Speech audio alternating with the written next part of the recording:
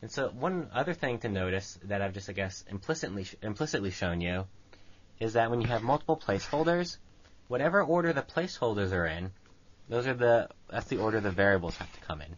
So %s is the first placeholder. It gets replaced by the first variable, name. %f is the second placeholder.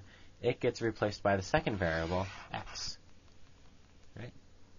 And so now, to start using our %.2f and %.0f, we'll show how here, %.0f, it's 0 points after the decimal. So this one will actually say, Mr. Jones has 15 MATLAB books. Notice it's basically using the round function. Okay. So now at this point, you can start printing things out. You can get input from MATLAB. Your programs can become much more interactive. Okay. So the next topic I want to move on and cover is basically logic. And this is a huge, huge part of any computer programming language. Okay. So with logic, we're going to deal with true and false statements, true and false conditions.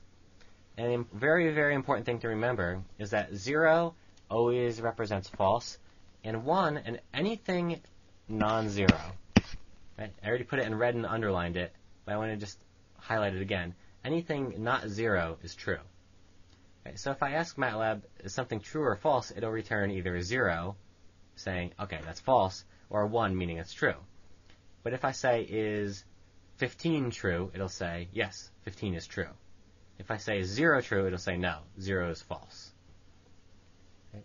And so the first way we can start creating situations where MATLAB is telling us if things are true or false are using what are called the relational operators. Basically looking at the relationships between variables, numbers, between numbers and numbers, between variables and variables. So like you could say, let's say if I had a variable x equals 13. And let's pretend I had made this earlier or asked the user to input x, so I didn't actually know what x was already, because that would just be stupid. Right? And I could say, is x greater than 10? And MATLAB would respond, answer equals 1 for true. Okay, so here, greater than, less than, greater than or equal to, less than or equal to, just less than and the equal to sign. And the next one's really important. It says equal, equal. And so equals is saying, are these two things equal? So notice that you would normally, if you were curious if x happened to be 15, you might be tempted to write x equals 15. The problem here is that is actually setting the variable x equal to 15. And that's not what you want to do. You want to say, is x equal to 15? So for that question, if you want a true or false answer, you say x equals equals. So double equal signs are, is it equal? True or false?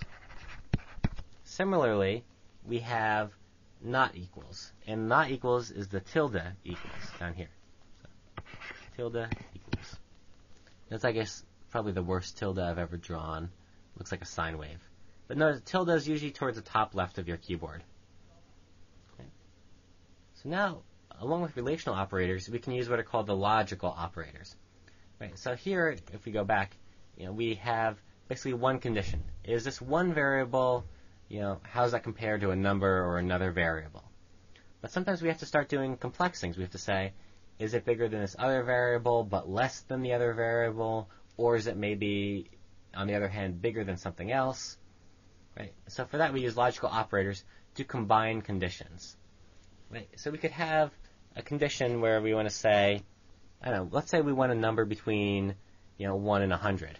And we would want to say, is x greater than or equal to 1? And is x less than or equal to 100? And so notice this thing I used here is the ampersand. Right? And the ampersand means and. It basically, this whole thing is true only if this first part is true and the second part is true. So true and true, so the first condition is true, the second condition is true, results in the whole thing being true. All the other combinations, whenever there's a false involved at any point, the whole thing results in the whole thing is false. And so an and, both of them have to be true. is the first one true, and is the second one true? So the OR operator, this basically vertical bar, and that's usually somewhere towards the top right of your keyboard. That is the OR operator.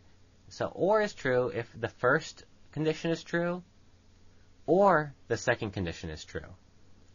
Right? So if both are true, or if the second one's true, or if the first one's true, the resulting thing, the result of this entire, concatenation of conditions is true. The only way an OR can be false is if the first condition is false and the second condition is false. Okay? And the third logical operator is not. And this is represented, again, by the tilde. Basically, if you have a condition that results in true, you say not true. And that just reverses it. It says, okay, now the whole thing is false. And then not false becomes true. Right? So not just flips true and false. Okay, so let's look at some examples real fast. I'll draw some.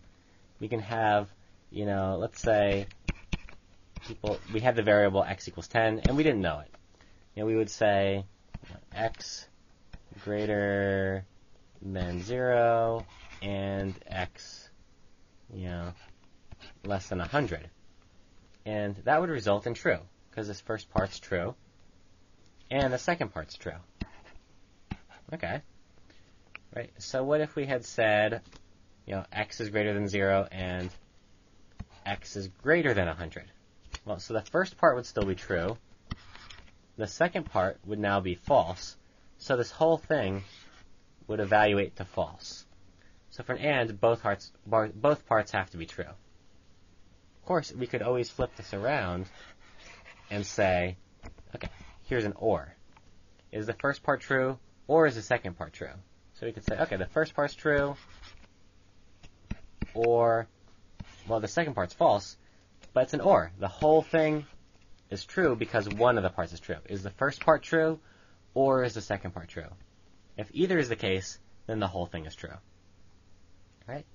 So that's, logical operators in a nutshell. We also have what are called short circuit operators. And the idea of short circuit operators is sometimes, with an and or an or, sometimes before you evaluate both conditions, you already know the answer. Right? Basically, if the first condition of an and is false, well, the whole thing has to be false. Right? If the first condition of an and is false, then the whole thing has to be false. So why do we even bother checking the second one?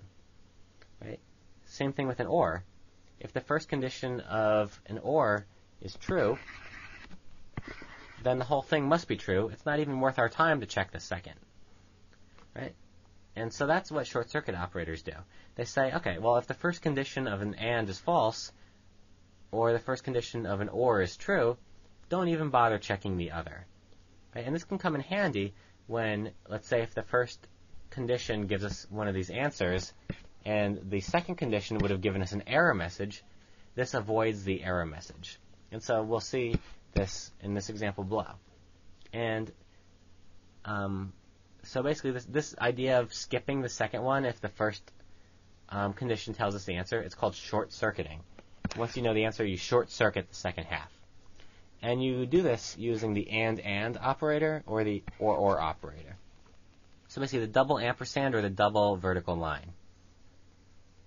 And so here's an example. Let's say we had x equals to negative 5. Right, if we said x is greater than 0 and factor x, and this is kind of like a nonsensical statement. It's just to prove a point. So let's look at this in MATLAB. X equals negative 5, and we're looking at x greater than 0 and factor x. And it gives us an error, right? It gives us an error because factor can't accept a negative integer as its input.